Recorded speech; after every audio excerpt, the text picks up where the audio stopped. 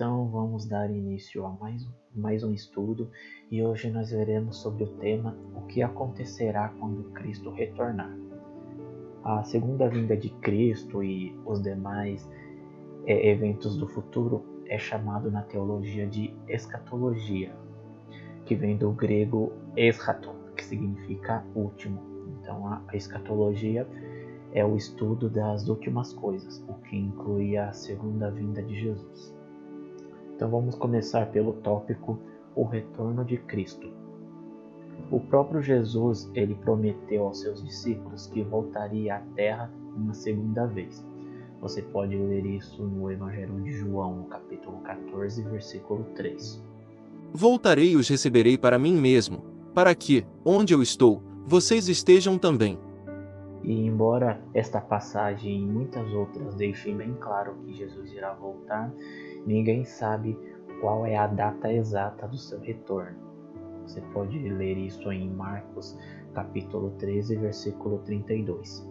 Mas a respeito daquele dia ou da hora ninguém sabe, nem os anjos no céu, nem o Filho, senão o Pai. Só que ainda que nós não saibamos quando Jesus irá voltar exatamente, todos os cristãos devem ansiar que isso aconteça logo. Devemos ter a mesma resposta que o apóstolo João deu lá em Apocalipse, capítulo 22, verso 20. Aquele que dá testemunho destas coisas diz: certamente venho sem demora. Amém. Vem, Senhor Jesus. Vejamos agora o tópico, o tempo do retorno. A Bíblia deixa claro que ninguém sabe quando Jesus voltará, porém há versículos que apontam certos eventos que precederão a segunda vinda de Jesus. Por exemplo, o Evangelho que será pregado a todas as nações, Marcos 13, versículo 10. Uma tribulação que nunca foi vista antes, a qual nós chamamos de grande tribulação. Você pode ver isso lá em Marcos capítulo 13, versículos 19 e 20. O surgimento de falsos cristos, está lá em Marcos 13, versículo 22. Um grande abalo nos astros, como a lua se tornando, o sol escurecendo, a lua se tornando em sangue, as estrelas caindo, então havendo um grande reboliço astronômico. Você pode ver isso lá em Marcos 13, versos 24 e 25. Haverá também uma apostasia e o surgimento do filho do pecado, o qual nós chamamos de anticristo. Isso está lá em 2 Tessalonicenses, capítulo 2, versículos 1, 3 e 4. E uma conversão em massa dos judeus. Está lá em Romanos 11, versos 25 e 26. E estes sinais, eles foram dados para intensificar a nossa expectativa sobre a vinda de Cristo, como está escrito lá em Lucas, capítulo 21, versículo 28.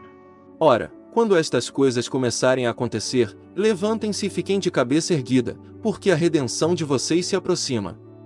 E embora todos os cristãos devem concordar que estes eventos acontecerão e têm ligação com a vinda de Cristo, os cristãos eles discordam sobre a ordem em que esses eventos acontecerão e nós veremos algumas dessas discordâncias agora.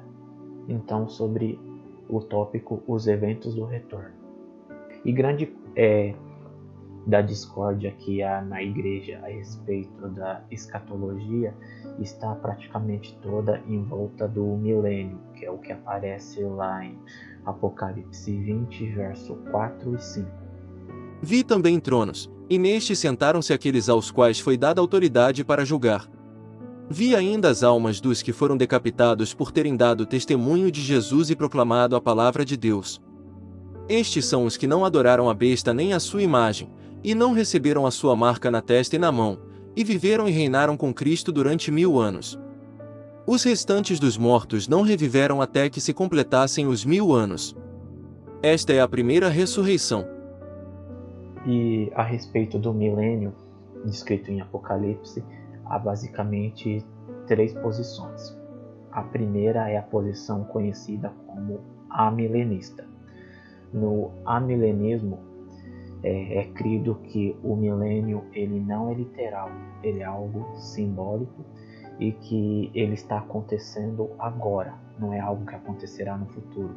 O milênio acontece desde o momento em que Jesus subiu aos céus e foi inaugurada a igreja, e o milênio está acontecendo desde então. E os cristãos que morrem, eles já reinam com Cristo em um sentido espiritual. Então, o amilenismo, ele crê que o milênio está acontecendo agora, então basicamente a qualquer momento Jesus irá voltar, os justos e os ímpios irão ressuscitar, haverá o juízo final, os justos irão passar a eternidade com Deus e os ímpios serão condenados e mandados para o fogo eterno. E no amilenismo também eles creem que a maior parte desses sinais que nós vimos já aconteceram no passado. A próxima posição é o pós-milenismo. No pós-milenismo, o milênio também não é entendido de forma literal. O pós-milenismo acredita que o milênio ele acontecerá de forma gradual e que a influência da igreja ficará cada vez maior na sociedade e Cristo irá reinar através desta influência. Então, o pós-milenismo crê que a igreja vai avançando, conquistando todas as áreas e haverá assim uma grande evolução moral na sociedade, e quando o mundo inteiro for alcançado, é que então Jesus irá voltar, ressuscitar a todos e fazer o juízo final, onde os justos serão salvos e os ímpios serão condenados. E a terceira posição é o pré-milenismo. O pré-milenismo crê que o milênio ele é literal, que são exatamente 1000 anos, e que Jesus irá voltar antes deste período. Jesus volta e reina por 1000 anos, e só depois acontece o juízo final. O pré-milenismo também ele se subdivide entre o pré-tribulacionismo e o pós-tribulacionismo. Então, o pré-tribulacionismo ele crê que Jesus voltará em duas fases, uma fase secreta onde ele vai levar os salvos para o céu, a gente chama isso de arrebatamento, e aí haverá a grande tribulação por 7 anos, e aí depois é que Jesus volta e reina por 1000 anos. E há o pós-tribulacionismo, que crê que não haverá duas fases, Jesus volta de uma vez só, e ele só volta após a grande tribulação. Então o pré-milenismo pré-tribulacionista crê que a igreja não passa pela grande tribulação, porque ela vai ser arrebatada. E o pós-tribulacionismo crê que a igreja sim passará pela grande tribulação. E vamos ver agora o nosso último tópico, o rei vitorioso. E independente da posição que você adotar, seja amilenista, pré-milenista, pós-milenista, se você crê que a igreja passa pela grande tribulação, se você crê que ela não passa, pois há boas bases bíblicas e bases sólidas para defender todas as posições, mas independente do que você acredita, você deve acreditar que Jesus irá voltar e irá vencer no final. E todos os que creram nele serão ressuscitados para viver com ele por toda a eternidade. Claro que você deve também estar preparado, mesmo que você creia que a igreja não passa pela grande tribulação. A maior parte da igreja crê nisso, mas mesmo que você creia nisso, esteja preparado para a possibilidade de que talvez a igreja passe pela grande tribulação. Esteja preparado para pedir forças a Deus para passar por esse momento. E estude sobre o assunto, veja o que os primeiros cristãos creram, o que a igreja durante toda a história creu a respeito desse assunto.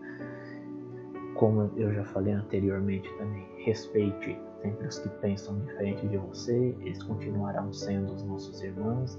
Nenhuma dessas posições fere nenhum campo principal da doutrina cristã.